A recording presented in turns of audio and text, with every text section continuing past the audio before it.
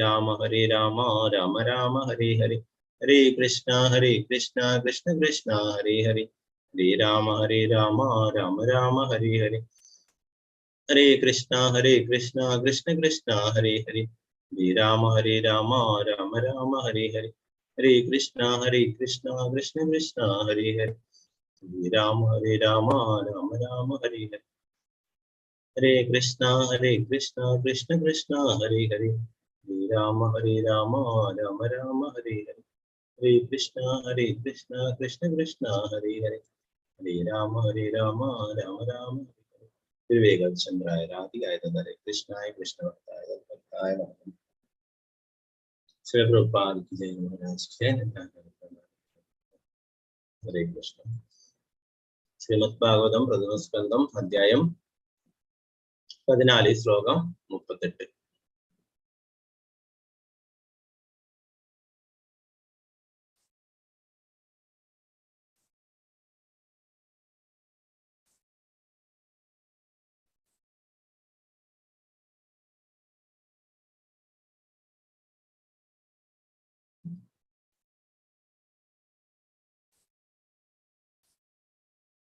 ഹരേ Krishna. Screen കാണാലോ എല്ലാവർക്കും അല്ലേ? ഹരേ കൃഷ്ണ. കാണാണ്ട് പ്രഭുജി. ഹരേ കൃഷ്ണ.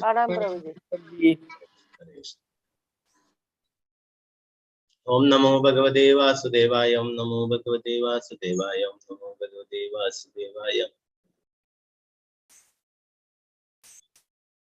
യദ്ബാഹുദണ്ഡ്യാഭ്യുദയനാനുജീവിനോ, യദ്ബാഹുദണ്ഡാഭ്യുദയാനുജീവിനോ, യദു പ്രവീരാ യദുഗോപയാമുഹു അതിക്രമന്ത്യാംഗ്രി വിരാഹൃതാംബലാത് സഭാം സുധർമാം സുരസത്തമോചിതം.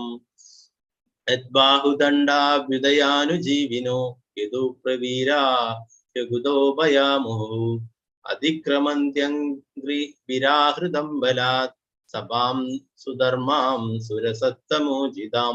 യദ്ബാഹുദണ്ഡാഭ്യുദയാനുജീവിനോ യത്പ്രവീരാ യുഗുദോപയാമുഹു അതിക്രമന്ത്യാംഗ്രി വിരാഹൃതംബലാത് സഭാം സുധർമാം സുരസത്തമോചിതാം.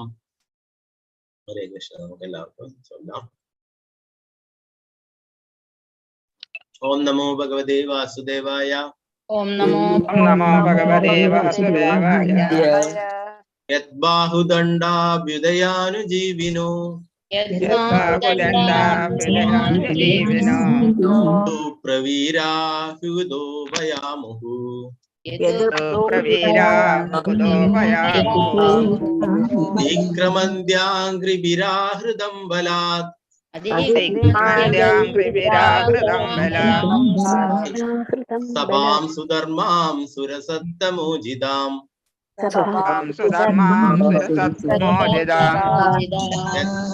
യദ്ബാഹുദണ്ഡാഭ്യുദയാനുജീവിനോ യദ്ബാഹുദണ്ഡാഭ്യുദയാനുജീവിനോ പ്രവീരാ യുഗുദോപയാമുഹു പ്രവീരാ യുഗുദോപയാമുഹു അതിക്രമന്ത്യാംഗ്രി വിരാഹൃതാംബലാത് അതിക്രമന്ത്യാംഗ്രി വിരാഹൃതാംബലാത് മാം സുധർമാം സുരസത്തമോചിതാം.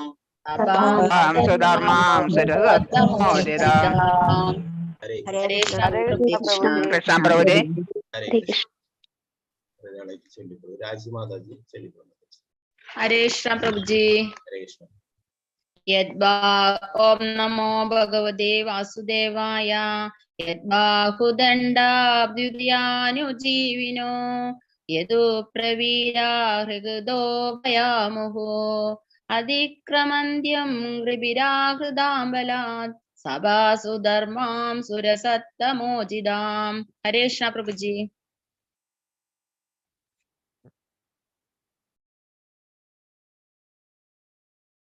ഹരേ കൃഷ്ണ മാതാജി. സുവർണപ്രഭ മാതാജി ചൊല്ലിക്കൊള്ളു മാതാജി.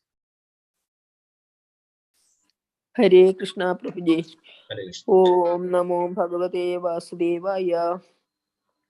യദ്ബാഹുദണ്ഡാഭ്യുദയാനുജീവിനോ യദു പ്രവീരാ ഹ്യഗതോഭയാമുഹു അതിക്രമന്ത്യംഗ്രിഭിരാഹൃതാംബലാത് സഭാം സുധർമാം സുരസത്തമോചിതാം. ഹരേ കൃഷ്ണ പ്രഭുജി. ഹരേ കൃഷ്ണ മാതാജി. വിജയനാണ് മാതാജി. ഹരേ കൃഷ്ണ മാതാജി. ചൊല്ലിക്കൊള്ളു. ഹരേ കൃഷ്ണ പ്രഭുജി. ഓം നമോ ഭഗവതേ വാസുദേവായ. യദ്ബാഹുദണ്ഡഭ്യുദയാനുജീവിനോ യദു പ്രവീരാഹ്യ കുതോ ഭയാമുഹുഃ അതിക്രമന്ത്യംഗ്രിഭിരാഹൃതാംബലാത് സഭാം സുധർമാം സുരസത്തമോജിതാം. ഹരേ കൃഷ്ണ പ്രഭുജി. ഹരേ കൃഷ്ണ മാതാജി. സിന്ധു മാതാജി. ചൊല്ലിക്കൊള്ളു. ഹരേ കൃഷ്ണ പ്രഭുജി. ഹരേ കൃഷ്ണ. ഓം നമോ ഭഗവതേ വാസുദേവായ. യദ്ദണ്ഡാഭ്യുദയാനുജീവിനോ യത്പ്രവീരാഹ്യഗിതോ ഭയമുഹു അതിക്രമന്ത്യം അക്രിവിരാഹിതം ബലാത് സഭാസു ധർമാൻ സുരസത്തമോചിതാം. ഹരേ കൃഷ്ണ പ്രഭുജി. ഹരേ കൃഷ്ണ. കുറച്ച് 3-4 ശ്ലോകങ്ങൾ എടുക്കുന്നുണ്ട്. നമുക്ക് മറ്റുള്ള ശ്ലോകങ്ങൾ അടുത്ത് മറ്റുള്ളവർ ചൊല്ലാം. അടുത്ത ശ്ലോകങ്ങൾ ഇതിന്റെ ഭാവാർത്ഥം നോക്കാം.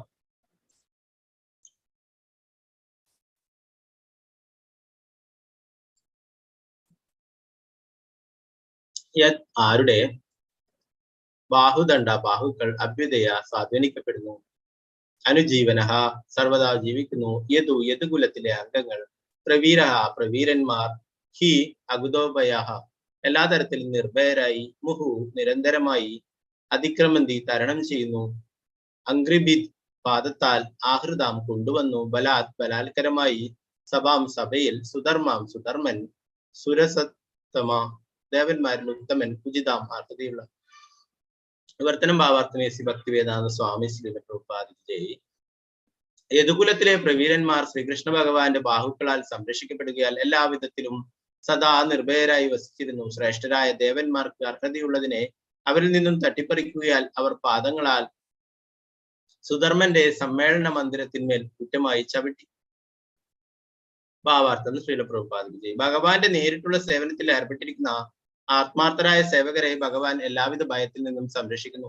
ബലാത്കരമായി സമ്പാദിച്ചു കൂട്ടിയവയായാൽ പോലും അവരും വിഷയങ്ങളെ പരമപരിപൂർണതയിൽ ആസ്വദിക്കുന്നു. എല്ലാ ജീവാത്മാക്കളോടും ഭഗവാൻ ഒരേപോലെ തന്നെ പെരുമാറുന്നു. അതായത് അദ്ദേഹം എല്ലാ ജീവജാലങ്ങളെയും സമഭാവനയോടെ വീക്ഷിക്കുന്നു. എന്നാൽ അദ്ദേഹം സ്വഭക്തരോട് പക്ഷപാതമുള്ളവനാകുന്നു. ആകയാൽ അദ്ദേഹത്തിന് അവരോട് പ്രത്യേക പ്രീതിയുണ്ട്.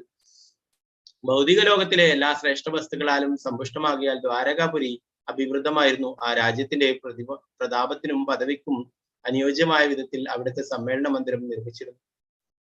സർഗലോകങ്ങളിലെ സമ്മേളന മന്ദിരത്തെ സുധർമ്മ എന്ന് വിശേഷിപ്പിച്ചിരുന്നു. ശ്രേഷ്ഠരായ ദേവന്മാരുടെ അന്തസ്സിനും പദവിക്കും അനുയോജ്യമായ വിധത്തിൽ അവർ അർഹിക്കുന്ന രീതിയിൽ അത് നിർമ്മിച്ചിരുന്നു.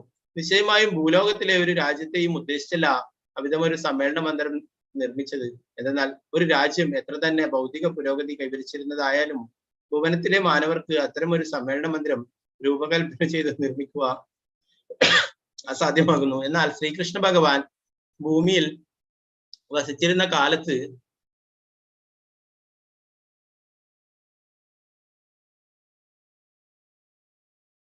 യദുകുലത്തിലെ അംഗങ്ങൾ ആ ദിവ്യമായ സമ്മേളന മന്ദിരത്തെ ബലാത്കൃതമായി ഭൂമിയിൽ കൊണ്ടുവരികയും അതിനെ ദ്വാരകയിൽ സ്ഥാപിക്കുകയും ചെയ്തു. പരമപുരുഷനായ ശ്രീകൃഷ്ണ ഭഗവാനാൽ സംരക്ഷിക്കപ്പെടുമെന്നും ശ്രീകൃഷ്ണ ഭഗവാൻ അവരുടെ ആഗ്രഹങ്ങൾ തൃപ്തിപ്പെടുത്താൻ സദാ സന്നദ്ധനാണെന്നും അസന്ദിഗ്ധമായി തീർച്ചയുള്ളതാകിയാൽ അവിധം ബലാത്കാരമായി പ്രവർത്തിക്കുവാൻ അവർ മുതിർന്നു. മറ്റൊരു തരത്തിൽ പറഞ്ഞാൽ തന്റെ പരിശുദ്ധ ഭക്തന്മാർ ഭഗവാൻ ഈ വിശ്വപ്രപഞ്ചത്തിന്റെ ഏറ്റവും ശ്രേഷ്ഠതയാർന്ന വസ്തുക്കൾ സമ്മാനിക്കുന്നു.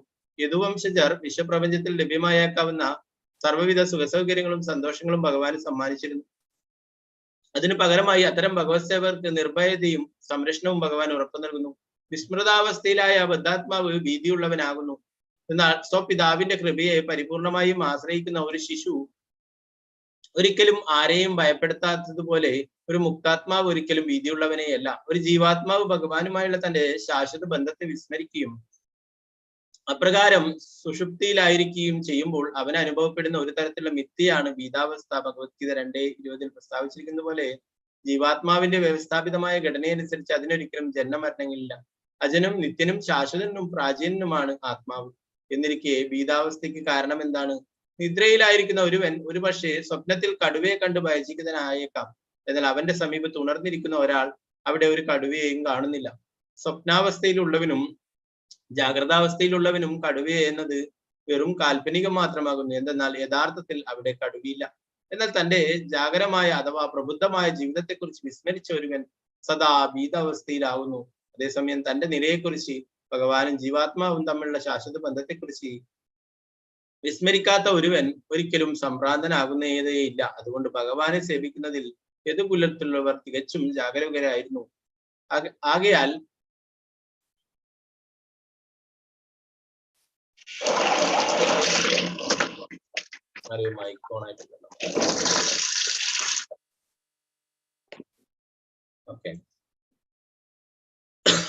അവരെ ഭയപ്പെടുത്തുവാനായി ഒരു കാലത്തും കടുവയില്ലായിരുന്നു. യഥാർത്ഥ കടുവ ഉണ്ടെങ്കിൽ തന്നെയും അവരെ സംരക്ഷിക്കാനായി ഭഗവാൻ അവരോടൊപ്പം അവിടെ തന്നെ.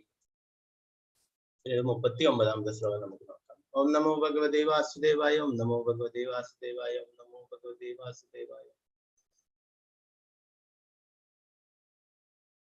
കച്ചിത്തേ അനാമയം താദാ ഭ്രഷ്ടതേജാ വിഭാസി മേ അലബ്ധമാനോ അവജ്ഞാതാ കിം വാ താദാ ചിരോഷിതാ.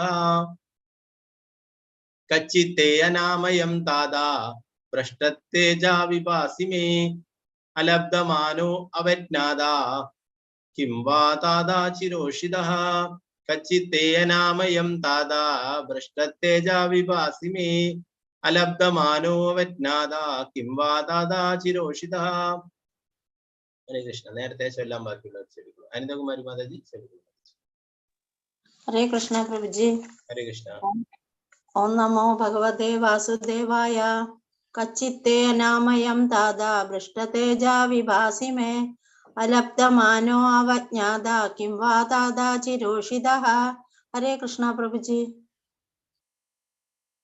ഹരേ കൃഷ്ണ മാതാജി. സതീദേവി അമ്മ മാതാജി ഹരേ കൃഷ്ണ മാതാജി ചൊല്ലിക്കൊള്ളൂ. ഹരേ കൃഷ്ണ പ്രഭുജി. ഹരേ കൃഷ്ണ. ഹരേ കൃഷ്ണ. കച്ചിത്തെ ഓം നമോ ഭഗവതേ വാസുദേവായ. കച്ചിത്തെ അനാമയം ദാദാ പൃഷ്ഠതേജ വിഭാസി മേ അലബ്ധമാനോ അവജ്ഞാതാ കിം വാ താദ ചിരോഷിതഃ. ഹരേ കൃഷ്ണ പ്രഭുജി.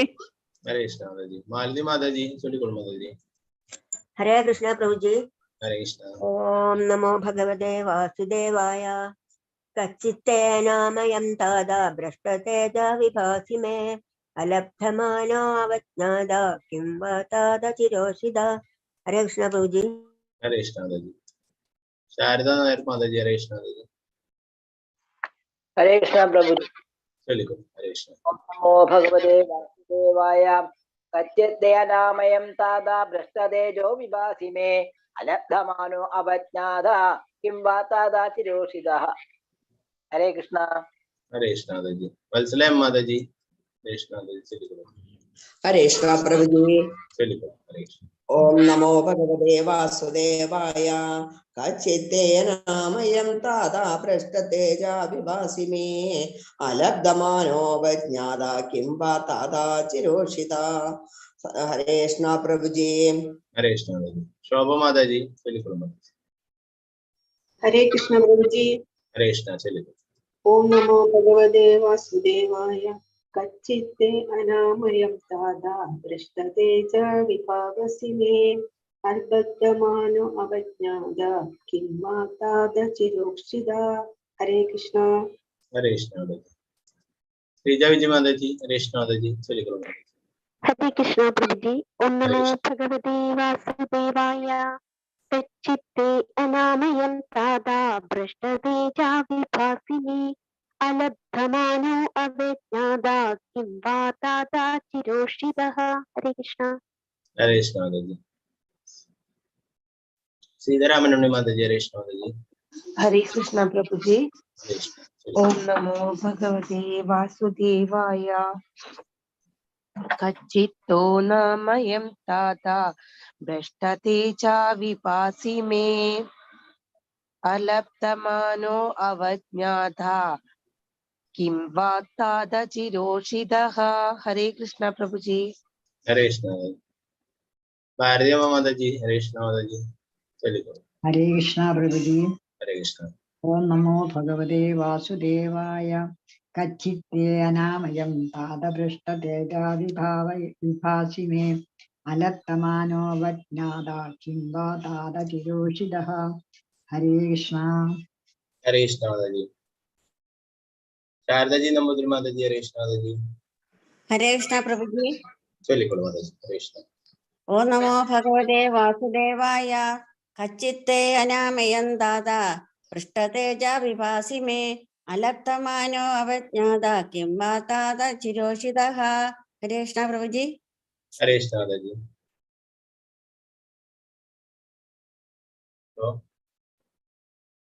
ഈ ശ്ലോകത്തിന്റെ പദാനുപദാർത്ഥ നിവർത്തനം ഭാഗത്ത് നോക്കാം. അടുത്ത ശ്ലോകം മറ്റുള്ളവർ ചൊല്ലാം.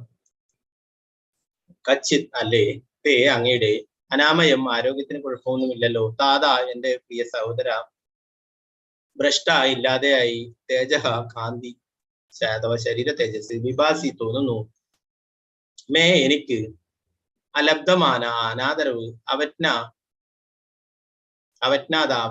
ഒഴിവാക്കുക. കിം അതോ വാ അല്ലെങ്കിൽ താത എന്റെ പ്രിയപ്പെട്ട ഭ്രാതാവേ ശിരോഷിത ദീർഘകാലത്തെ വാസം നിമിത്തം വിവർത്തനം ഭാവാർത്ഥം ഭക്തിവേദാന്ത സ്വാമി ഉത്പാദിപ്പിച്ചു. എന്റെ പ്രിയ സോദര അർജുന ദയവായി എന്നോട് പറഞ്ഞാലും നിന്റെ ആരോഗ്യസ്ഥിതി ക്ഷേമകരം തന്നെയല്ലേ? തേജസ് നഷ്ടപ്പെട്ടവനെ പോലെ നീ കാണപ്പെടുന്നത് എന്തുകൊണ്ടാണ്? ദീർഘകാലത്തെ ദ്വാരകാവാസം ഏതുവാകിയാൽ അവരുടെ തിരസ്കാരവും അവജ്ഞയും അനാദരവുമാണോ നിന്നെ ജീവിതത്തിലാക്കിയത്? ഭാവാർത്ഥം ശ്രീല പ്രഭുപാദയ്ക്ക് ചെയ്യും. മഹാരാജാവ് യുധിഷ്ഠിരൻ വിവിധ വീക്ഷണകോണുകളിൽ നിന്നും താരകയുടെ ക്ഷേമത്തെക്കുറിച്ചും അവിടെയുണ്ടായ സംഭവ വികാസങ്ങളെ കുറിച്ചുമെല്ലാം സമഗ്രമായി അർജുനനോട് ആരാഞ്ഞു. എന്നാൽ ശ്രീകൃഷ്ണ ഭഗവാൻ അവിടെ ഉണ്ടായിരുന്നിടത്തോളം കാലം അവിടെ അശുഭകരമായി യാതൊന്നും തന്നെ സംഭവിച്ചില്ലെന്ന് ഒരുവിധം അവസാനം പറഞ്ഞ് അവസാനിപ്പിച്ചു. അതേസമയം ശരീര ചൈതന്യം നഷ്ടപ്പെട്ടവനെ പോലെ അർജുനൻ കാണപ്പെടുകയാൽ മഹാരാജാവ് യുധിഷ്ഠിരൻ അർജുനന്റെ ശാരീരിക സൗഖ്യത്തെക്കുറിച്ചും സ്വകീയ ക്ഷേമത്തെക്കുറിച്ചും ഒഴിച്ചുകൂടാനാകാത്ത നിരവധി ചോദ്യങ്ങൾ ചോദിച്ചു. 40ാമത്തെ ശ്ലോകം. ഓം നമോ ഭഗവതേ വാസുദേവായ. ഓം നമോ ഭഗവതേ വാസുദേവായ. ഓം നമോ ഭഗവതേ വാസുദേവായ.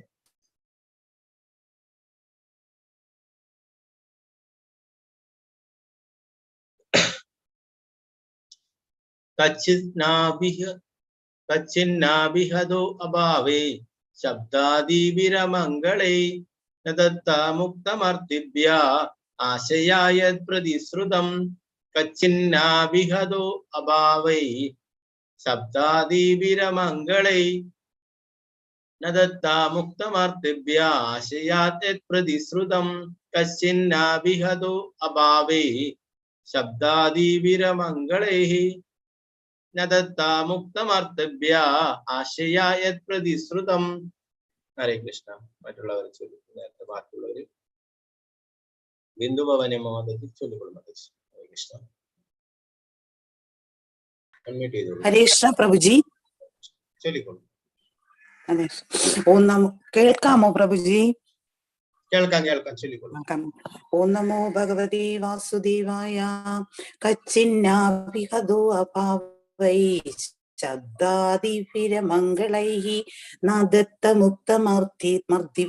മർദിഭ്യ ആശയായ പ്രതിശ്രുതം. ഹരേ കൃഷ്ണ പ്രഭുജി. ഹരേ കൃഷ്ണ മാതാജി ചൊല്ലിക്കൊള്ളും. ഓക്കെ, തങ്കമണി മാതാജി ചൊല്ലിക്കൊള്ളും. ഹരേ കൃഷ്ണ മാതാജി. ഹരേ കൃഷ്ണ പ്രഭുജി. ചൊല്ലിക്കൊള്ളും. ഓം നമോ ഭഗവതേ വാസുദേവായ.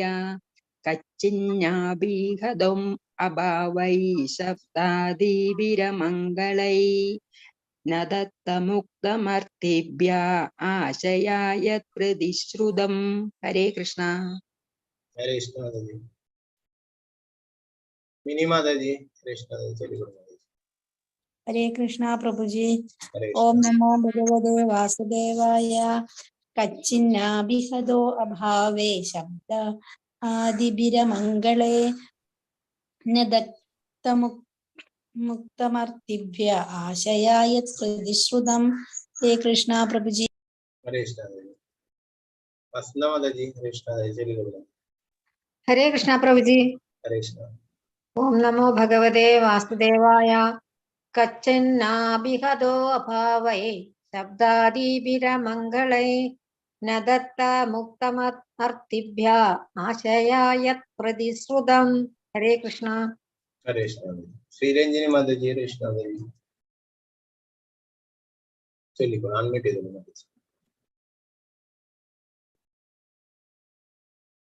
രഞ്ജിനി മാതാജി. ഹരേ കൃഷ്ണ. ഹരേ കൃഷ്ണ. ആ ചൊല്ലിക്കോളൂ. ഓം നമോ ഭഗവതേ വാസുദേവായ. കച്ചിന്നാഭിഗതോ ഭാവൈ ശബ്ദാദിഭിരമംഗളൈഃ ന ദത്തമുക്തമർത്ഥിഭ്യ ആശയായ പ്രതിശ്രുതം. ഹരേ കൃഷ്ണ. ഹരേ കൃഷ്ണ. രാമചന്ദ്ര പ്രഭു. ഹരേ കൃഷ്ണ പ്രഭു ചൊല്ലിക്കോളൂ. ഹരേ കൃഷ്ണ പ്രഭുജി. ഓം നമോ ഭഗവതേ വാസുദേവായ. കച്ചിന്നാഭിഹതോ അഭാവൈ ശബ്ദാദിഭിരമംഗളൈഃ ന ദത്തമുക്തമർത്ഥിഭ്യ ആശയായ പ്രതിശ്രുതം. ഹരേ കൃഷ്ണ. ഹരേ കൃഷ്ണ പ്രഭു. പ്രതിഭ മാതാജി. ഹരേ കൃഷ്ണ ചൊല്ലിക്കോളൂ. ഹരേ കൃഷ്ണ. ഓം നമോ ഭഗവതേ വാസുദേവ. കച്ചിന്നഭിഹതോ അഭാവൈ ശബ്ദാദിഭിരമംഗളൈ നാദത്തമുഖമർപ്പിഭ്യ ആശയതി. ഹരേ കൃഷ്ണ. ഹരേ കൃഷ്ണ മാതാജി. വത്സല ഗോപാലൻ മാതാജി. ഹരേ കൃഷ്ണ. ഓക്കെ മാതാജി. വത്സല ഗോപാലൻ മാതാജി. ഹരേ കൃഷ്ണ മാതാജി ചൊല്ലിക്കോളൂ. ഹരേ കൃഷ്ണ പ്രഭുജി. ഹരേ കൃഷ്ണ.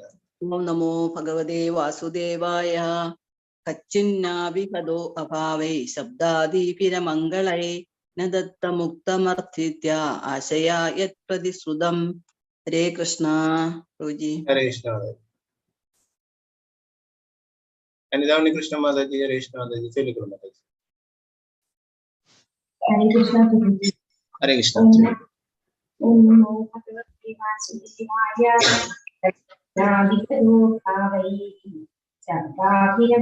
ശബ്ദാദിഭിരമംഗളൈഃ ന ദത്തമുക്തമർത്ഥിഭ്യ ആശയായ പ്രതിശ്രുതം. ഹരേ കൃഷ്ണ. ഹരേ കൃഷ്ണ മാതാജി. ഹരേ കൃഷ്ണ.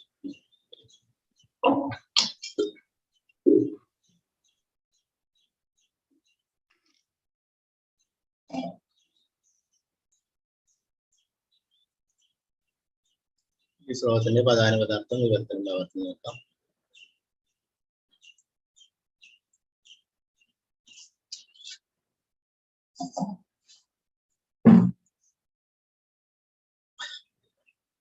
കച്ചിത് അതോ ന ഇല്ല അഭിഹത സംബോധന ചെയ്തു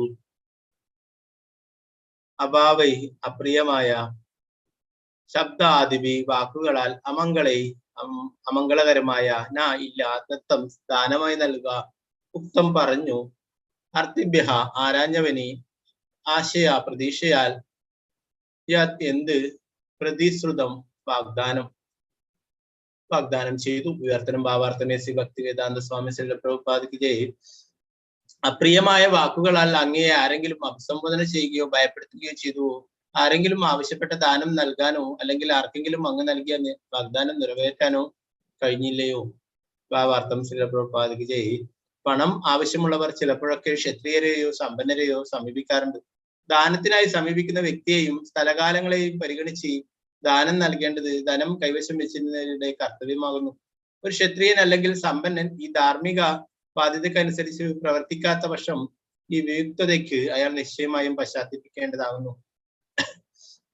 അതുപോലെ വാഗ്ദാനം നിറവേറ്റുന്നതിലും ഒരുവൻ പരാജയപ്പെടരുത്. ഈ വൈരുദ്ധ്യങ്ങളൊക്കെ പലപ്പോഴും വിഷാദത്തിന് കാരണങ്ങളായി തീരുന്നു.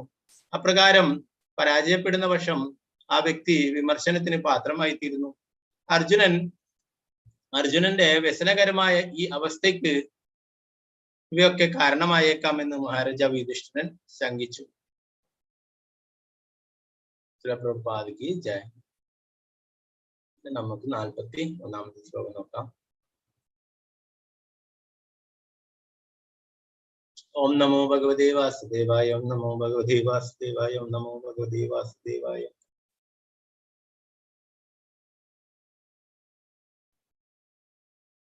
കച്ചിത്വം ബ്രാഹ്മണം ബാലം ഗാം വൃദ്ധം രോഗിണം സ്ത്രിയം ശരണോപസൃതം സത്വം ജ്ഞാതുഷി ശരണപ്രദഃ. കച്ചിത്വം ബ്രാഹ്മണം ബാലം ഗാം വൃദ്ധം രോഗിണിം സ്ത്രിയം ശരണോപസൃതം സത്വം ജ്ഞാതുഷി ശരണപ്രദഃ.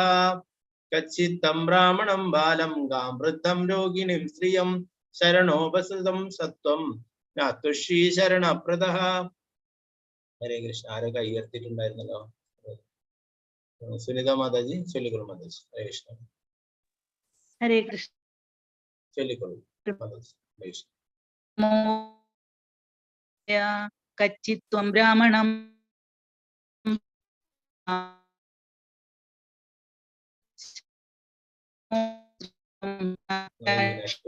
പ്രദാ.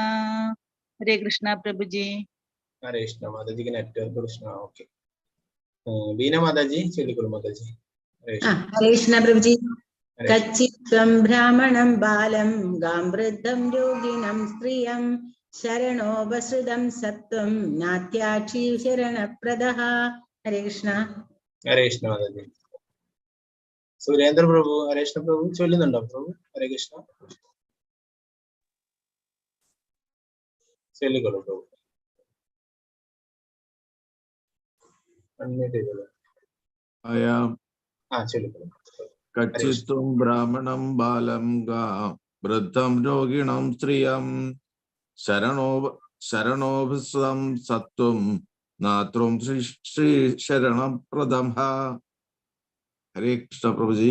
ഹരേ കൃഷ്ണ പ്രഭു. ഹരേ കൃഷ്ണ. നമുക്ക് ഈ ശ്ലോകത്തിന്റെ പദാനുപദാർത്ഥ വിവർത്തനം നോക്കാം.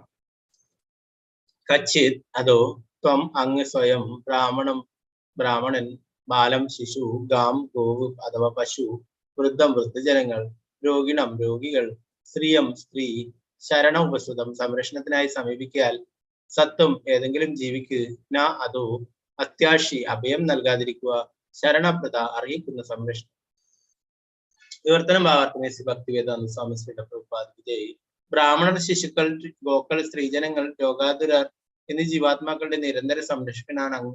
അഭയം യാചിച്ചു വരുന്ന ആർക്കെങ്കിലും സംരക്ഷണം നൽകാൻ അങ്ങക്ക് കഴിയാതെ വന്നു. ഒരു ക്ഷത്രിയൻ എന്ന് പറയുന്നത് രാജ്യത്തെയും പ്രജകളെയും ഒക്കെ സംരക്ഷിക്കേണ്ടതാണ് അല്ലെ. അപ്പൊ ഇങ്ങനെയുള്ള ആരെങ്കിലും അങ്ങയെ സമീപിച്ചിട്ട് അവർക്ക് സംരക്ഷണം നൽകാൻ കഴിയാതെ വന്നു എന്ന് ചോദിക്കും. യുധിഷ്ഠിര മഹാരാജാവ് അർജുനന്റെ ആ ദുഃഖത്തിന് കാരണം ഒരു എന്താ പറയാ വിഷമിച്ചിരിക്കുന്ന പോലത്തെ ഒരു അവസ്ഥ കണ്ടതുകൊണ്ട് ഓരോരോ ചോദ്യങ്ങൾ ചോദിക്കുന്നതാണല്ലോ. എന്തുകൊണ്ടാണ് എന്നുള്ള കാര്യം. ഭാവാർത്ഥം ശ്രീല പ്രഭുപാദ് ജയ്. സാമൂഹ്യ നന്മയ്ക്കായി ആത്മീയവും ഭൗതികമായ ജ്ഞാനാർജനത്തിനായി സദാ യത്നിക്കുന്ന ബ്രാഹ്മണർ രാജാവിന്റെ സംരക്ഷണം എല്ലാ അർത്ഥത്തിലും അർഹിക്കുന്നവരാണ്. അതുപോലെ രാജ്യത്തിലെ ശിശുക്കൾ ഗോക്കൾ രോഗികൾ സ്ത്രീജനങ്ങൾ വൃദ്ധജനങ്ങൾ എന്നിവർ രാജ്യത്തിന്റെ അഥവാ രാജാവിന്റെ സവിശേഷമായ സംരക്ഷണം ആവശ്യപ്പെടുന്നു. അത്തരം ജീവാത്മാക്കൾക്ക് ക്ഷത്രിയന്മാരാൽ സംരക്ഷണം ലഭിക്കുന്നില്ല എങ്കിൽ തീർച്ചയായും അത് ക്ഷത്രിയർക്ക് അഥവാ രാജ്യത്തിന് അപമാനം തന്നെയാകുന്നു. ആ വിധത്തിലുള്ള എന്തെങ്കിലും വീഴ്ച അർജുനന്റെ ഭാഗത്തു നിന്നും സംഭവിച്ചുവോ എന്നറിയുവാനാണ് ഈ വൈരുദ്ധ്യങ്ങളെ കുറിച്ചൊക്കെ യുധിഷ്ഠിരൻ ഉത്കണ്ഠാകുലനായത്.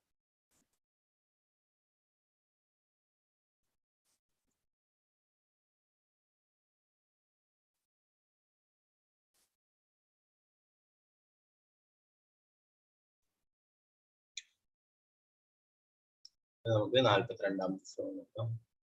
ഓം നമോ ഭഗവതേ വാസുദേവായ. ഓം നമോ ഭഗവതേ വാസുദേവായ. ഓം നമോ ഭഗവതേ വാസുദേവായ.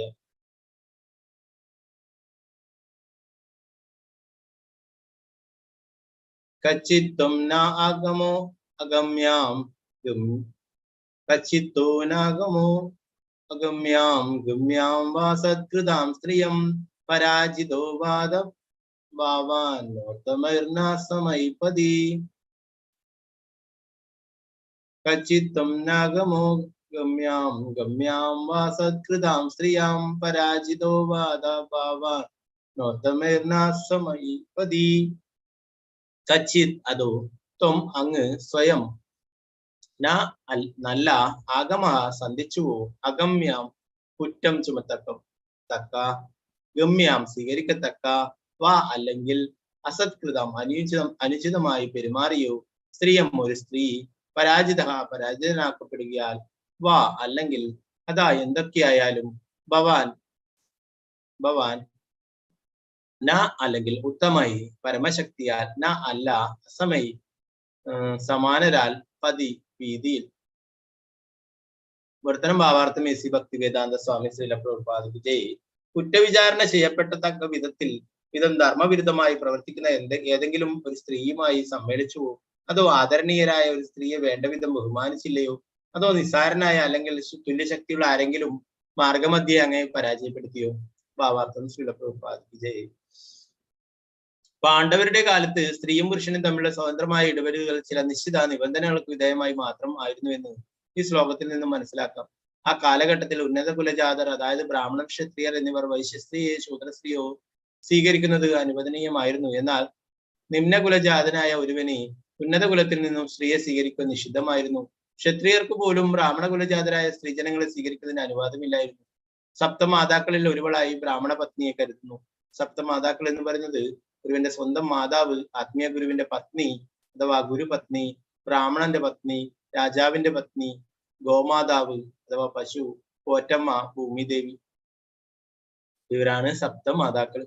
ക്ഷത്രിയ സ്ത്രീയുമായുള്ള ബ്രാഹ്മണ സംയോഗം ഉത്തമമെന്നും ബ്രാഹ്മണ സ്ത്രീയുമായുള്ള ക്ഷത്രിയ സംയോഗം അധമമെന്നും അറിയപ്പെടുന്നു. അധമമായ ബ്രാഹ്മണ സ്ത്രീയുമായുള്ള ക്ഷത്രിയ സംയോഗം ദണ്ഡനാർഹമാകുന്നു. സംയോഗത്തിനായി ഒരു സ്ത്രീ പുരുഷനെ സമീപിക്കുന്ന പക്ഷം അതൊരിക്കലും തിരസ്കരിക്കരുത്. അതേസമയം മുകളിൽ പ്രസ്താവിച്ച വിധത്തിലുള്ള വിവേചനപരമായ ഗുണദോഷ ചിന്തകളെ പരിഗണക്കെടുക്കണം. ശൂദ്രകുലത്തെക്കാളും അധമകുലജാതയായ ഹിഡിംബി ഇതിനായി ഭീമനെ സമീപിക്കുകയും കുന്തിയുടെ അനുസരണം ഭീമൻ അവളുടെ ആഗ്രഹം സഫലമാക്കുകയും ചെയ്തു.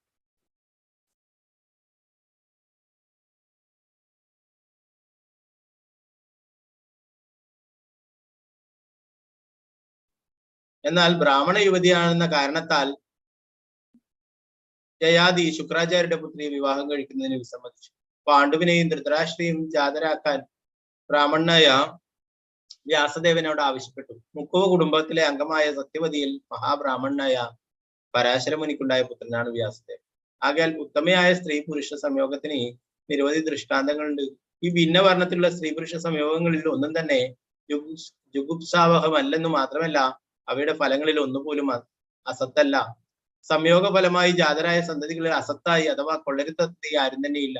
സ്ത്രീ പുരുഷ സംയോഗം പ്രാകൃത്യായി ഉള്ളതാണെങ്കിൽ തന്നെയും സമൂഹത്തിന്റെ പവിത്രതയ്ക്ക് കളങ്കമുണ്ടാക്കാത്ത വിധത്തിൽ അഥവാ ലോകശാന്തിക്ക് ഭംഗം വരുത്തുവാനായി സമൂഹത്തിൽ കുഴപ്പങ്ങൾ സൃഷ്ടിക്കുന്ന അനാവശ്യവും വിലകെട്ടതുമായ ജനസംഖ്യാ വർധനവിന് വിരാമമിടത്തക്ക വിധത്തിൽ യമനിയമങ്ങൾക്ക് വിധേയമായി വേണം അത്തരം സംയോഗത്തിൽ ഏർപ്പെടുന്നത്. ശക്തിയിൽ തന്നെക്കാൾ കുറഞ്ഞ ഒരുവനാലും അല്ലെങ്കിൽ തുല്യശക്തിയുള്ള ഒരുവനാലും പരാജയനാക്കപ്പെടുന്നത് ഒരു ക്ഷത്രിയനെ സംബന്ധിച്ചിടത്തോളം ജുഗുപ്സാവഹമാകുന്നു. ഒരിക്കലും പരാജയം അനുഭവിച്ചറിയാത്ത ഒരുവൻ നിശ്ചയമായും പ്രബലമായ ശക്തിയാൽ തോൽപ്പിക്കപ്പെടും. അർജുനനെ ഭീഷ്മദേവൻ പരാജയപ്പെടുത്തിയ എങ്കിലും ആ വിപത്തിൽ നിന്നും അർജുനനെ ശ്രീകൃഷ്ണ ഭഗവാൻ രക്ഷിച്ചു. ഇത് അർജുനനെ ഒരിക്കലും അപമാനകരമല്ല. എന്തെന്നാൽ ഭീഷ്മദേവൻ എല്ലാവിധത്തിലും പ്രായത്തിലും സവിശേഷതയിലും ശക്തിയിലും അർജുനേക്കാൾ 10 മടങ്ങ് ശ്രേഷ്ഠനായിരുന്നു. എന്നാൽ കർണൻ അർജുനന് തുല്യനായിരുന്നു. ആകയാലാണ് കർണനുമായി യുദ്ധത്തിൽ ഏർപ്പെട്ട വേളയിൽ അർജുനൻ വിഷമഘട്ടത്തിലായത്. ഇതേക്കുറിച്ച് പൂർണ്ണ ബോധവാനാകയാലാണ് അർജുനൻ ചതിപ്രയോഗത്തിലൂടെ കർണനെ വധിച്ചത്.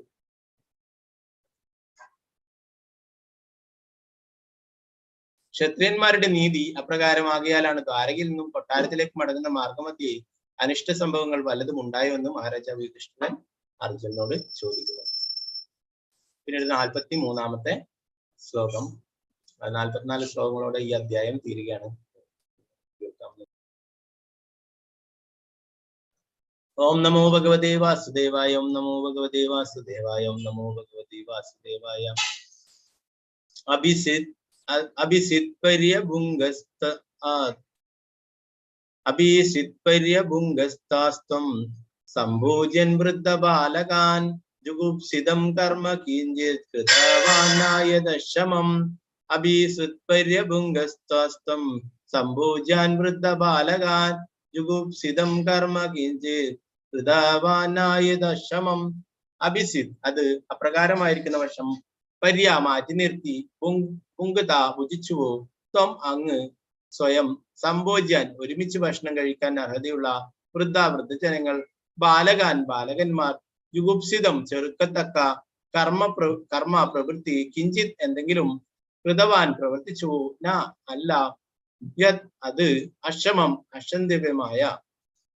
വർത്തനം ഭാവാർത്ഥം ശ്രീല പ്രഭുപാദ് വിജയ്. അങ്ങയോടൊപ്പം ആഹരിക്കാൻ തക്ക യോഗ്യരായ വയോധികരെയും ബാലന്മാരെയും അങ്ങ് വേണ്ടവണ്ണം ശ്രദ്ധാപൂർവം പരിരക്ഷിച്ചില്ലയോ? അവരെ ഉപേക്ഷിച്ച് അങ്ങ് മാത്രം ഭക്ഷണം കഴിച്ചുവോ? എന്തുമെന്ന് കരുതപ്പെടുന്ന എന്തെങ്കിലും അക്ഷന്തവ്യമായ അപരാധം അങ്ങ് ചെയ്തുവോ? ഭാവാർത്ഥം ശ്രീല പ്രഭുപാദ് വിജയ്.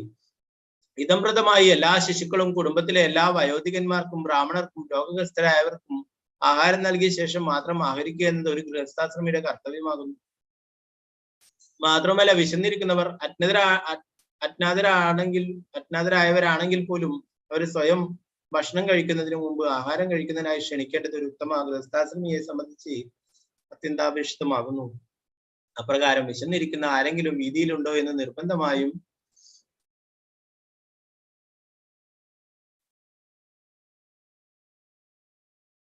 വിളിച്ചു ചോദിക്കേണ്ടത് ഒരു ഉത്തമ ഗൃഹസ്ഥാശ്രമിക്ക് ഒഴിച്ചുകൂടാനാവാത്തതാകുന്നു. ഒരു ഗൃഹസ്ഥാശ്രമിയെ സംബന്ധിച്ച് ഇത്തരം നിർദ്ദിഷ്ട കർത്തവ്യങ്ങളുടെ ഉപേക്ഷ വിശേഷിച്ചും വൃദ്ധജനങ്ങളുടെയും ശിശുക്കളുടെയും കാര്യത്തിലുള്ള അനാസ്ഥ തികച്ചും അക്ഷന്തവ്യമാകുന്നു. പിന്നീട് 44-ാമത്തെ ശ്ലോകം.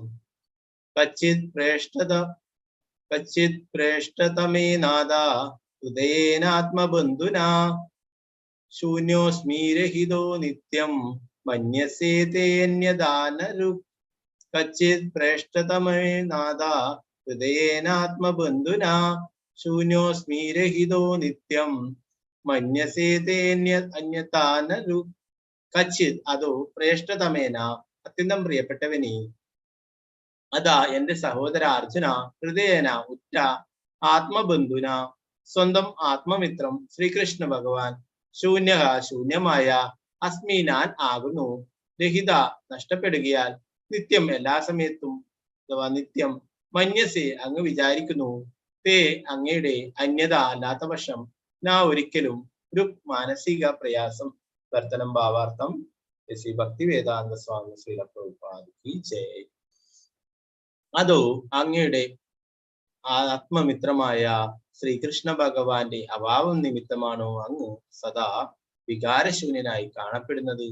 ഹേ എന്റെ പ്രിയ സോദര അർജുന, അങ്ങ് ഇത്രയധികം വിഷണ്ണനായി കാണപ്പെടുന്നതിന് മറ്റൊരു കാരണവും മനനം ചെയ്യാൻ എനിക്ക് കഴിയുന്നില്ല. യഥാർത്ഥ കാരണം ഇത് തന്നെയാണ്. ഭാവാർത്ഥം ശ്രീല പ്രഭുപാദി ജയ്. ലോകദൃഷ്ടിയിൽ നിന്നും ശ്രീകൃഷ്ണ ഭഗവാൻ അപ്രത്യക്ഷമാകിയാൽ അതിന്റെ അടിസ്ഥാനത്തിൽ ലോകത്തിന്റെ അവസ്ഥയെ സംബന്ധിച്ച് തന്റെ എല്ലാവിധ ഔത്സുക്യത്തെക്കുറിച്ചും മഹാരാജാവ് യുധിഷ്ഠിരൻ മുമ്പേ തന്നെ അനുമാനിച്ചു. ഇപ്പോൾ അർജുനൻ പ്രകടിപ്പിക്കുന്ന തീവ്രമായ വിഷാദത്തിൽ നിന്നും തന്റെ നിഗമനങ്ങളൊക്കെ ശരിയാണെന്ന് യുധിഷ്ഠിരന് തോന്നി. അല്ലാത്ത പക്ഷം അർജുനൻ ഈ വിധം തീവ്ര നൈരാശ്യത്തിലാകുന്നതിന് അദ്ദേഹത്തിന് യാതൊരു കാരണവും കണ്ടെത്താനായില്ല. ആകയാൽ ശ്രീകൃഷ്ണ ഭഗവാൻ ലീലകൾ അവസാനിപ്പിച്ച് പോയിട്ടുണ്ടെന്ന് സംശയമായിരുന്നിട്ട് പോലും അതേക്കുറിച്ച് ശ്രീ നാരദന്റെ സൂചനകളെ മുൻനിർത്തി അർജുനനോട് തുറന്ന മനസ്സോടെ കാര്യങ്ങൾ ആരായാൻ അദ്ദേഹം ബാധ്യസ്ഥനായി. ശ്രീകൃഷ്ണ ഭഗവാൻ ലീലകൾ അവസാനിപ്പിച്ചു പോകുന്ന ശ്രീമദ് ഭാഗവതം പ്രഥമസ്കന്ധം 14-ാം അധ്യായത്തിന്റെ ഭക്തിവേദാന്ത വ്യാഖ്യാനം പ്രകാരം സമാപിക്കും. ശ്രീല പ്രഭുപാദി ജയ്. നേരത്തെ നമ്മൾ ഇന്നലെയൊക്കെയുള്ള ശ്ലോകങ്ങളിൽ യുധിഷ്ഠിര മഹാരാജാവ് എല്ലാവരുടെയും ക്ഷേമത്തെ കുറിച്ചായിരുന്നു അന്വേഷിച്ചിട്ടുണ്ടായിരുന്നത്, അല്ലെ? ഇന്നത്തെ ശ്ലോകങ്ങളിൽ ആ അർജുനന്റെ വിഷമത്തിനുള്ള കാരണങ്ങളാണ് അന്വേഷിക്കുന്നത്, അല്ലെ?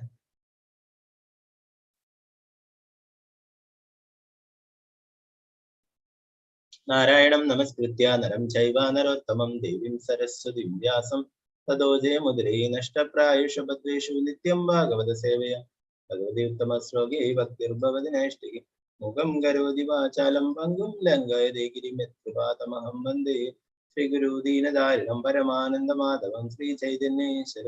നമോ വിഷ്ണുപാദായ കൃഷ്ണപൃഷ്ഠായ ഭൂതലേ ശ്രീമതേ ഭക്തിവേദാന്ത സ്വാമിന്യതി നാമിനി നമസ്തേ സാരസ്വതേ ദേവി ഗൗരവാണി പ്രചാരണേ നിർവിശേഷ ശൂന്യവാദി പാശ്ചാത്യദേശധാരിണി. ജയ ശ്രീകൃഷ്ണ ചൈതന്യ പ്രഭു നിത്യാനന്ദ ശ്രീ അദ്വൈത ഗദാധര ശ്രീവാസാദി ഗൗരഭക്തവൃന്ദ. ഹരേ കൃഷ്ണ കൃഷ്ണ കൃഷ്ണ ഹരേ ഹരേ, ഹരേ രാമ രാമ രാമ ഹരേ ഹരേ. സർവപ്രഭാതക്ക് ജയ.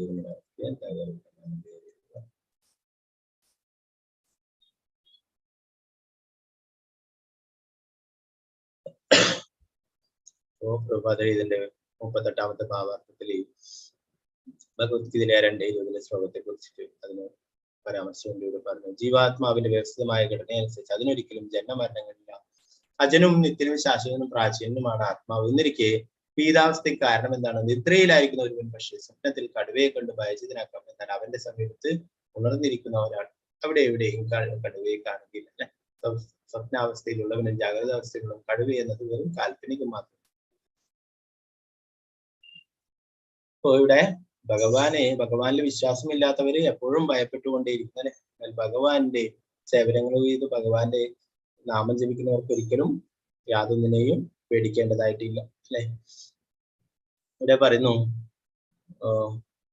തന്റെ ജാഗരമായ അഥവാ പ്രബുദ്ധമായ ജീവിതത്തെക്കുറിച്ച് വിസ്മരിച്ച ഒരുവൻ സദാ ഭീതാവസ്ഥയിലാകുന്നു. അതേസമയം തന്റെ നിലയെക്കുറിച്ച് ഭഗവാനും ജീവാത്മാവും തമ്മിലുള്ള ശാശ്വത ബന്ധത്തെക്കുറിച്ച് വിസ്മരിക്കാത്ത ഒരുവൻ ഒരിക്കലും ആകുന്നതേയില്ല. അതുകൊണ്ട് ഭഗവാനെ സേവിക്കുന്നത് ഏത് കുലത്തിലുള്ളവർ തികച്ചും ജാഗരൂകരായിരുന്നു. ആകയാൽ അവരെ ഭയപ്പെടുത്തുവാനായി ഒരു കാലത്തും ഒരു കടുവയും ഇല്ലായിരുന്നു. നേരത്തെ പറഞ്ഞു അല്ലെ, ഏത് കുലത്തിലുള്ളവരൊക്കെ ഭഗവാന്റെ കൂടെ ലീലകളായി ചെയ്യാനായിട്ട് വന്നിട്ടുള്ള ദേവന്മാരും ഉപദേവതമാരും മറ്റുള്ള ലോകങ്ങളിലുള്ളവരൊക്കെയാണ്. അപ്പൊ അവരെയൊക്കെ തിരിച്ച് ഭഗവാൻ കൊണ്ടുപോയിട്ടുള്ളതാണ്. അല്ലെ? പൊതുവെ ആൾക്കാർ പറയും എന്തുകൊണ്ടാണ് ഭഗവാൻ സംരക്ഷിക്കാത്തത് എന്നൊക്കെ. അല്ലെ? ഭഗവാനെ ഈ ബ്രഹ്മാണ്ടത്തിൽ മാത്രമല്ല അനേകം ബ്രഹ്മാണ്ടങ്ങളിൽ അനേകം ലീലകൾ നടന്നുകൊണ്ടേയിരിക്കുക. അവരൊക്കെ ലീലകൾ ചെയ്യണം. ഭഗവാൻ ഇവിടുത്തെ ലീലകൾ കഴിഞ്ഞപ്പോ അവരൊക്കെ തിരിച്ചു വിളിക്കുകയുണ്ടായി. പിന്നീടുള്ള ഓരോ ശ്ലോകങ്ങളിലും അർജുനന്റെ ആ വിഷമത്തിനുള്ള കാരണത്തെ കുറിച്ചിട്ടാണ് ചോദിക്കുന്നത്. അർജുനൻ ഇങ്ങനെ വിഷമിച്ചിരിക്കുന്നതിന്റെ കാരണം എന്താണെന്ന് ചോദിക്കുന്നു. ഓരോരോ കാരണങ്ങളായിട്ട് ഈ കൃഷ്ണ മഹാരാജ് ചോദിക്കുകയാണ് ഓരോരോ ശ്ലോകങ്ങളിലായിട്ട്. ആദ്യത്തെ ഈ 39ാമത്തെ ശ്ലോകത്തിൽ ചോദിക്കുന്നു, എന്റെ പ്രിയ സഹോദര അർജുന, ദയവായി എന്നോട് പറഞ്ഞാൽ നിന്റെ ആരോഗ്യസ്ഥിതി ക്ഷേമകരം തന്നെയല്ലേ? തേജസ് നഷ്ടപ്പെട്ടവനെ പോലെ ഇത് കാണപ്പെടുന്നത് എന്തുകൊണ്ടാണ്?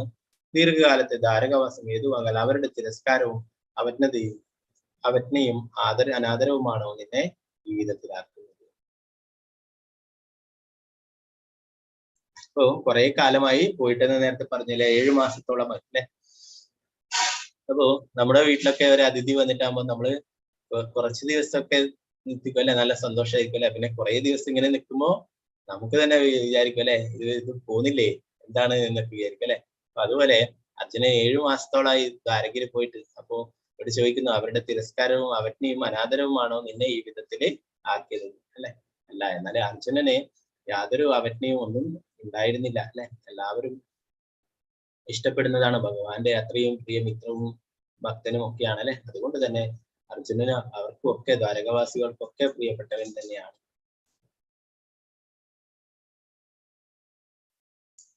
പിന്നീട് അതിനടുത്തുള്ള ശ്ലോകത്തിലും ചോദിക്കുന്നു, അപ്രിയമായ വാക്കുകളാൽ അങ്ങേ ആരെങ്കിലും അഭിസംബോധന ചെയ്യുകയോ ഭയപ്പെടുത്തുകയോ ചെയ്തു? ആരെങ്കിലും ആവശ്യപ്പെട്ട ദാനം നൽകാനോ അല്ലെങ്കിൽ ആർക്കെങ്കിലും അങ്ങ് നൽകിയ വാഗ്ദാനം നിറവേറ്റാനായോ കഴിഞ്ഞില്ലേ എന്നുള്ള കാര്യം.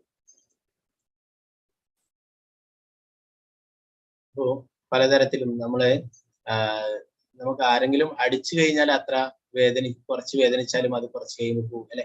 അല്ലാതെ നമ്മൾ ആരെങ്കിലും നമുക്ക് അപ്രിയമായിട്ടുള്ള വാക്കുകൾ പറയുകയാണെങ്കിൽ, നമ്മളെ അങ്ങനെ എന്തെങ്കിലും മോശപ്പെട്ട രീതിയിലുള്ള വാക്കുകളൊക്കെ പറയുകയാണെങ്കിൽ അത് നമ്മുടെ മനസ്സിൽ എപ്പോഴും ഉണ്ടാവും അല്ലെ.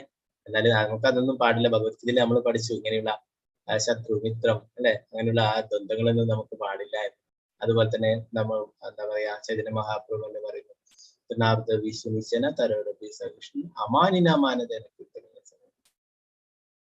അപ്പോ നമ്മളെല്ലാവർക്കും എല്ലാ ബഹുമാനങ്ങളും നൽകും. നമ്മളെ നിന്ദിച്ചോ എന്നുള്ള കാര്യമൊന്നും നമ്മൾ നോക്കേണ്ട ആവശ്യമില്ല. നമ്മളെല്ലാവർക്കും ആദരവ് കൊടുക്കും. അപ്പോ ആരെങ്കിലും അർജുനനെ മോശപ്പെട്ട രീതിയിൽ എന്തെങ്കിലും പറഞ്ഞോ, അങ്ങനെ എന്തെങ്കിലും സംഭവിച്ചോ എന്ന് എഴുതുന്നു. അതുകൂടാതെ ദാനം നൽകാനായിട്ട് സാധിച്ചില്ലെങ്കിൽ അതും മോശം തന്നെയാണ് അല്ലെ. ആർക്കെങ്കിലും വാഗ്ദാനങ്ങൾ നൽകിയിട്ട് അത് നിറവേറ്റാൻ കഴിഞ്ഞില്ലെങ്കിലും അതൊക്കെ വിഷമം ഉണ്ടാക്കുന്ന കാര്യങ്ങൾ തന്നെയാണ് അല്ലെ. എന്ന് പറയുമ്പോൾ അർജുനൻ ഒരിക്കലും എന്താണ് പറയാ, ബ്രാഹ്മണന് ഒരു വാഗ്ദാനം നൽകിയിരുന്നു. ബ്രാഹ്മണന്റെ പുത്രന്മാരൊക്കെ ജനിച്ച ഉടനെ തന്നെ അവരൊക്കെ മരിച്ചു പോകുന്നു, ജനിക്കുന്നു ഉടനെ തന്നെ മരിച്ചു പോകുന്നു. അങ്ങനെ ഓരോരോ പുത്രന്മാരും മരണപ്പെട്ടു. അവസാനം ബ്രാഹ്മണൻ ശ്രീകൃഷ്ണ ഭഗവാന്റെ അടുത്ത് വന്നിട്ട് വളരെ മോശപ്പെട്ട രീതിയിൽ ഭഗവാനെയൊക്കെ കുറ്റപ്പെടുത്തുന്ന പോലെ സംസാരിക്കുന്നുണ്ട്, യാതൊരു സംരക്ഷണം നൽകുന്നത്. അപ്പൊ ഇതൊക്കെ അർജുനൻ കേൾക്കുന്നുണ്ട്. അർജുനൻ എന്നിട്ട് ആ ദൗത്യം അർജുനൻ ഏറ്റെടുത്തു. അർജുനൻ പറഞ്ഞു, അപ്പൊ 8 കുട്ടികൾ അങ്ങനെ അതിന്റെ മുന്നേ മരിച്ചു. ബ്രാഹ്മണന്റെ പത്നി പ്രസവിക്കുന്നു, ഉടനെ തന്നെ ആ കുട്ടി മരിക്കുന്നു. 9ാമത്തെ കുട്ടി എന്താ പറയാ, ഇനി മരിക്കില്ല, അതിന് ഞാൻ സംരക്ഷണം തരും തീർച്ചയായിട്ടും എന്നൊക്കെ പറഞ്ഞിട്ട് അർജുനൻ വാഗ്ദാനം ചെയ്യുന്നുണ്ട്. ഭഗവാൻ എല്ലാം അറിയില്ല, ഭഗവാനും തിരിച്ചുകൊണ്ട് അങ്ങനെ ബ്രാഹ്മണൻ പറഞ്ഞു, എന്ത് വിശ്വസിച്ചിട്ടാണ് ഞാൻ തിരിച്ചു പോവേണ്ടത്? എന്റെ എല്ലാ മറ്റുള്ള കുട്ടികളെയൊന്നും സംരക്ഷിക്കാൻ പറ്റില്ല, ഈ കുട്ടിയെ സംരക്ഷിക്കും, എന്താണ് ഉറപ്പ് എന്നൊക്കെ ചോദിച്ചു അർജുനൻ പറഞ്ഞു. അർജുനൻ പറഞ്ഞു, ഈ കുട്ടിയെ തീർച്ചയായിട്ടും ഞാൻ സംരക്ഷിക്കും, യാതൊരു തരത്തിലും മരണത്തിന് കുട്ടിയെ കൊണ്ടുപോകാനായിട്ട് സാധിക്കില്ല. അതുകൊണ്ട് അഥവാ ഇനി അങ്ങനെ സംഭവിച്ചാൽ ഞാൻ ഉണ്ടാക്കിയ അഗ്നികുണ്ഡത്തിൽ ഞാൻ എന്താ പറയാ ജീവനൊടുക്കുമെന്ന് പറയുകയുണ്ടായി.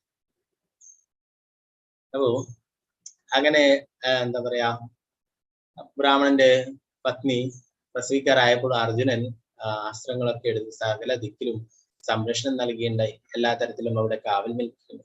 എന്നാല് ബ്രാഹ്മണ സ്ത്രീ പ്രസവിച്ച് ഉടൻ തന്നെ കുട്ടി മരിക്കുകയും ചെയ്തു. അപ്പോ ബ്രാഹ്മണന് ദേഷ്യം വന്നു, നീ പോയിട്ട് തീ കൊണ്ടുണ്ടാക്കിയിട്ട് നീ പോയിട്ട് എന്റെ ശരീരം ഉപേക്ഷിക്കും, നീയല്ലേ ഉറപ്പ് തന്നിട്ടുള്ളത് എന്റെ കുട്ടിയെ സംരക്ഷിക്കുക എന്നൊക്കെ പറഞ്ഞു. അർജുനൻ എന്താ പറയാ അസ്ത്രം ചെയ്തിട്ട് അഗ്നികുണ്ഡം ഉണ്ടാക്കിയിട്ട് അതിൽ നടന്ന് അടുക്കാൻ തുടങ്ങി. അപ്പോഴാണ് ഭഗവാൻ അവിടെ വന്നിട്ട് വിളിക്കുകയുണ്ടായി. അപ്പോ ഭഗവാൻ പറയുകയുണ്ടായി, നീ എന്തിനു വേണ്ടിയിട്ടാണ് ഇങ്ങനെ ഉറപ്പൊക്കെ കൊടുക്കുകയുണ്ടായിരുന്നത് എന്ന് കാര്യങ്ങൾ ചോദിക്കുന്നത്. ഓ ഭഗവാൻ അർജുനന് എന്താ പറയാ അങ്ങനെ ആ ശരീരം ഉപേക്ഷിക്കാനായിട്ട് അഗ്നിയിൽ ചാടാനായിട്ട് പോകുന്നതിൽ നിന്നും തടയുകയും ഭഗവാൻ പിന്നീട് ആ ബ്രാഹ്മണന് കുട്ടികളെയൊക്കെ തിരിച്ചു കൊടുക്കുകയോ ഒക്കെ ചെയ്യുന്നത്. അപ്പോ അങ്ങനെ എന്തെങ്കിലും വാഗ്ദാനങ്ങളൊക്കെ നിറവേറ്റിട്ട് അത് പാലിക്കാൻ കഴിഞ്ഞിട്ടില്ലെങ്കിലും അതും വിഷമം വേണം അല്ലെ? അങ്ങനെ എന്തെങ്കിലും ഒരു സംഭവം ഉണ്ടായോ എന്ന് ഇവിടെ ചോദിക്കണം.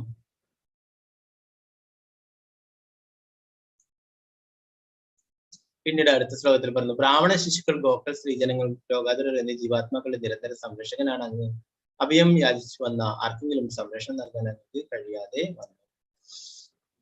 അപ്പോൾ ക്ഷത്രിയർ അല്ലെ, പ്രത്യേകിച്ചും രാജാവിന്റെ സഹോദരനാണ് അല്ലെ, യുധിഷ്ഠിര മഹാരാജാവിന്റെ അനുജനാണ്.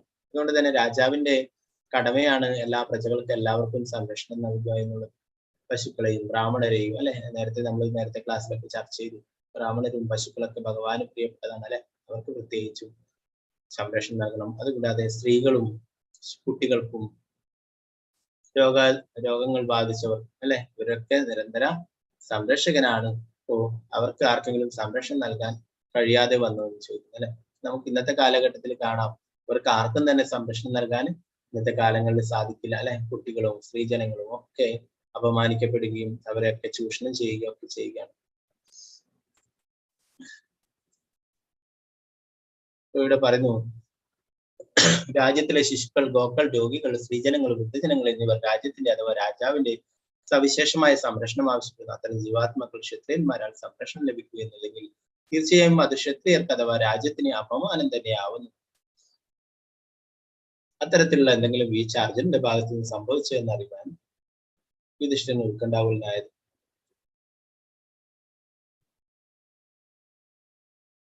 പിന്നീട് അടുത്ത ശ്ലോകത്തിൽ ചോദിക്കുന്നു, 42ാമത്തെ, കുറ്റവിചാരണ ചെയ്യപ്പെടത്തക്ക വിധം ധർമ്മവിരുദ്ധമായി പ്രവർത്തിക്കുന്ന എന്തെങ്കിലും ഒരു സ്ത്രീയുമായി സമ്മേളിച്ചോ, അതോ ആദരണീയായ ഒരു സ്ത്രീയെ വേണ്ട വിധം ബഹുമാനിച്ചില്ലയോ, അതോ നിസ്സാരനായ അല്ലെങ്കിൽ തുല്യശക്തിയുള്ള ആരെങ്കിലും മാർഗമധ്യേ അങ്ങേ പരാജയപ്പെടുത്തിയോ? അപ്പോൾ ധാരാളം കാരണങ്ങൾ ഇങ്ങനെ യുധിഷ്ഠിര മഹാരാജാവ് ഓരോന്നായിട്ട് ചോദിച്ചുകൊണ്ടിരിക്കുകയാണ്. അങ്ങനെ ആരെങ്കിലും തുല്യശക്തിയുള്ള ആരെങ്കിലും പരാജയപ്പെടുത്തിയിട്ടുണ്ടായിരുന്നു, അല്ലെങ്കിൽ ആരെങ്കിലും എന്താ പറയാ ഏതെങ്കിലും സ്ത്രീകളെ ബഹുമാനിച്ചില്ലേ? അങ്ങനെ ഓരോരോ ചോദ്യങ്ങളായിട്ട് കാരണങ്ങളായിട്ട് ചോദിക്കുന്നു. 43ാമത്തെ ശ്ലോകത്തിൽ ചോദിക്കുന്നു, അങ്ങയോടൊപ്പം ആഹരിക്കാൻ തക്ക യോഗ്യരായ വയോധികരെയും ബാലന്മാരെയും അങ്ങ് വേണ്ടവണ്ണം ശ്രദ്ധാപൂർവം പരിരക്ഷിച്ചില്ലയോ? അവരെ ഉപേക്ഷിച്ച് അങ്ങ് മാത്രം ഭക്ഷണം കഴിച്ചുവോ? നിന്ദ്യം എന്ന് കരുതപ്പെടുന്ന എന്തെങ്കിലും അക്ഷന്തവ്യമായ അപരാധം അങ്ങ് ചെയ്തുവോ? അപ്പോ ഒരു രാജാവ് അല്ലെ, അല്ലെങ്കിൽ ഒരു ക്ഷത്രിയൻ എന്ന് പറയുന്നത് എല്ലാവർക്കും സംരക്ഷണം. അതുകൊണ്ട് തന്നെ പ്രായമായവർക്കും കുട്ടികൾക്കും ഒക്കെ അവരൊക്കെ സംരക്ഷിക്കേണ്ടതാണ്. അവർക്കൊക്കെ ഭക്ഷണം കഴിച്ചതിന് മാത്രമാണ് കഴിക്കുക അല്ലെ. അപ്പൊ അങ്ങനെ അല്ലാത്ത അവർക്കൊന്നും ഭക്ഷണം കൊടുക്കാതെ അങ്ങ് തന്നെ കഴിച്ചു, അങ്ങനെ എന്തെങ്കിലും അപരാധം ചെയ്തോ എന്ന് ചോദിക്കുന്നു. പ്രഭുപാദ ഇതിന്റെ ഭാവാർത്ഥത്തിൽ പറയുന്നു, എല്ലാ ശിശുക്കൾക്കും കുടുംബത്തിലെ എല്ലാ വയോധികർക്കും ബ്രാഹ്മണർക്കും രോഗഗ്രസ്തരായവർക്കും ആഹാരം നൽകിയ ശേഷം മാത്രം ആഹരിക്കുന്നത് ഒരു ഗൃഹസ്ഥരശ്രമിയുടെ കർത്തവ്യമാകുന്നു.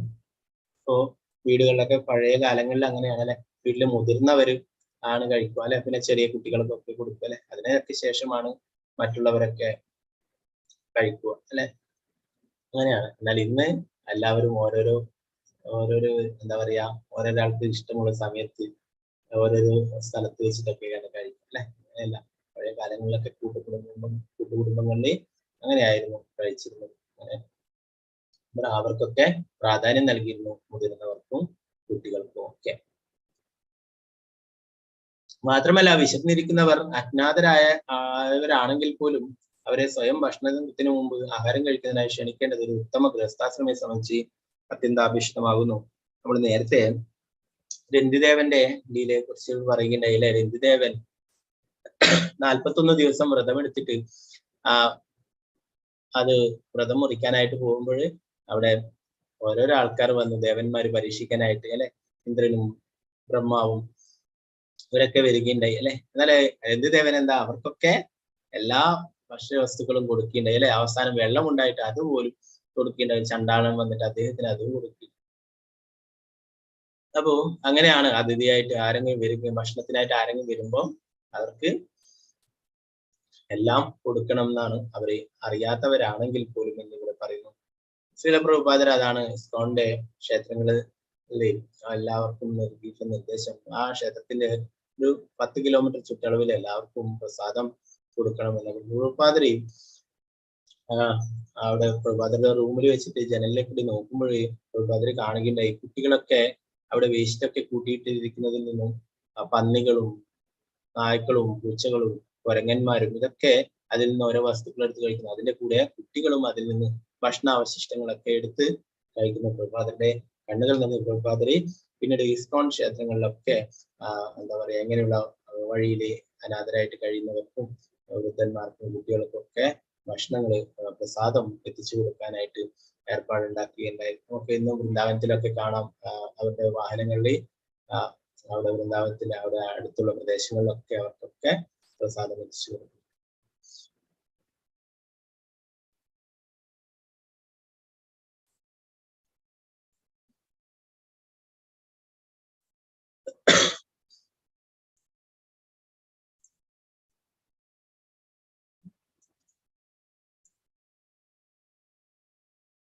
ഇവിടെ പ്രഭാതർ പറയുന്നത്, അപ്രകാരം വിശന്നിരിക്കുന്ന ആരെങ്കിലും വീതിയിലുണ്ടോ എന്ന് നിർബന്ധമായും വിളിച്ചു ചോദിക്കേണ്ടത് ഒരു ഉത്തമ ഗൃഹസ്ഥാശ്രമിക്ക് ഒഴിച്ചുകൂടാനാവാത്തതാകുന്നു.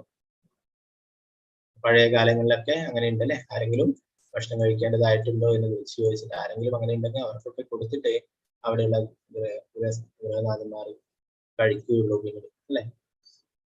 ഒരു ഗൃഹസ്ഥാശ്രമത്തെ സംബന്ധിച്ച് ഇത്തരം നിർദ്ദിഷ്ട കർത്തവ്യങ്ങളുടെ ഉപേക്ഷത്തിൽ വിശേഷിച്ചും വൃദ്ധജനങ്ങളുടെയും ശിശുക്കളുടെയും കാര്യത്തിലുള്ള അനാസ്ഥ തികച്ചും വിഷന്തവ്യമാകുന്നു. ഇങ്ങനെയുള്ള കുറെ ചോദ്യങ്ങള് ചോദിക്കേണ്ടായി യുധിഷ്ഠിര മഹാരാജ വിഷമത്തിനുണ്ട് അല്ലെ. ഇനിയാണ് യഥാർത്ഥ കാരണത്തിലേക്ക് എത്തുന്നത് 44ാമത്തെ ശ്ലോകത്തിൽ. അതോ അങ്ങയുടെ ആത്മമിത്രമായ ശ്രീകൃഷ്ണ ഭഗവാന്റെ അഭാവം നിമിത്തമാണോ അങ്ങ് സദാ വികാരശൂന്യനായി കാണപ്പെടുന്നു? എന്റെ പ്രിയ സോദര അർജുന, അങ്ങ് ഇത്രയധികം വിഷണ്ണനായി കാണപ്പെടുന്ന മറ്റൊരു കാരണവും മനനം ചെയ്യാൻ എനിക്ക് കഴിയുന്നില്ല. അപ്പൊ നേരത്തെ ചോദിച്ച കാരണങ്ങളൊന്നും അല്ലെങ്കിൽ ഇതാണ് കാരണം. ശ്രീകൃഷ്ണ ഭഗവാൻ ഇവിടുന്ന് ലീലകൾ മതിയാക്കിയിട്ട് ഭഗവത് ധാമത്തിലേക്ക് തിരിച്ചു പോയിട്ടുണ്ടല്ലേ. അതുകൊണ്ട് തന്നെയാണ് അർജുനൻ യഥാർത്ഥത്തിൽ ആരാണ്? അർജുനൻ യഥാർത്ഥത്തിൽ ഭഗവാന്റെ നിത്യലീലയുള്ള വിശാഖസഖിയാണ് അല്ലെ. അപ്പോ അർജുനനും തിരിച്ചു പോകേണ്ടതുണ്ട് ഭഗവാന്റെ ലീലയിലേക്ക്.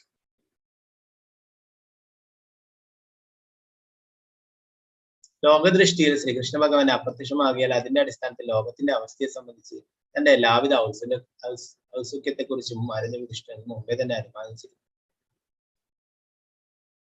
ഇപ്പോൾ അർജുനൻ പ്രകടിപ്പിക്കുന്ന തീവ്രമായ വിഷാദത്തിൽ നിന്നും തന്റെ നിഗമനങ്ങളൊക്കെ ശരിയാണെന്ന് യുധിഷ്ഠിരന് തോന്നി.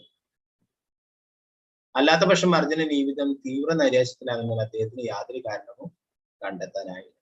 നേരത്തെ തന്നെ യുധിഷ്ഠിര മഹാരാജാവ് ധാരാളം ദുസ്സൂചനകൾ അല്ലെ നേരത്തെ തന്നെ കാണുകയുണ്ടായി. ഓരോരോ കാര്യങ്ങൾ, അധർമ്മങ്ങൾ പ്രവർത്തിക്കുന്നവരെയും അല്ലെ പലതരത്തിലുള്ള ഓരോരോ ദുസ്സൂചനകളും കാണുകയുണ്ടായി. ഇതൊക്കെ വരാൻ പോകുന്ന വലിയ ഒരു അപകടത്തിന്റെ, ഒരു വിഷമത്തിന്റെ കാലമാണ് വരാൻ പോകുന്നത് എന്നുള്ളത് മുൻകൂട്ടി കണ്ടിരുന്നു അല്ലെ. അപ്പൊ ആ വിചാരിച്ച കാര്യം തന്നെയാണ് ഇപ്പോൾ സംഭവിച്ചിട്ടുള്ളതെന്ന് ഉറപ്പിക്കുന്നു അല്ലെ. നാരദമുനി നേരത്തെ ചെറിയൊരു സൂചന നൽകിയിരുന്നു. ഹരേ കൃഷ്ണ. അപ്പോ ഈ 14-ാമത്തെ അധ്യായം ഭഗവാന്റെ ലീലകൾ അവസാനിപ്പിച്ചു. ഭഗവാൻ തിരിച്ചു പോയതിനെ കുറിച്ചുള്ള ഈ അധ്യായം ഇവിടെ തീരുകയാണ് 44 ശ്ലോകങ്ങളോടെ. പ്രഭുപാദ് की जय, गुरु महाराज की जय, निताय गौर प्रेमानंद ശ്രീമദ് ഭാഗവതം की जय. ഹരേ കൃഷ്ണ. അപ്പൊ ഇന്നടുത്ത ഭാഗങ്ങളിൽ എന്തെങ്കിലും സംശയങ്ങൾ ഉണ്ടെങ്കിൽ പരിഹരിക്കാം. സംശയങ്ങളൊന്നും ഇല്ലാത്തവർക്ക് എക്സിറ്റ് ആക്കാം.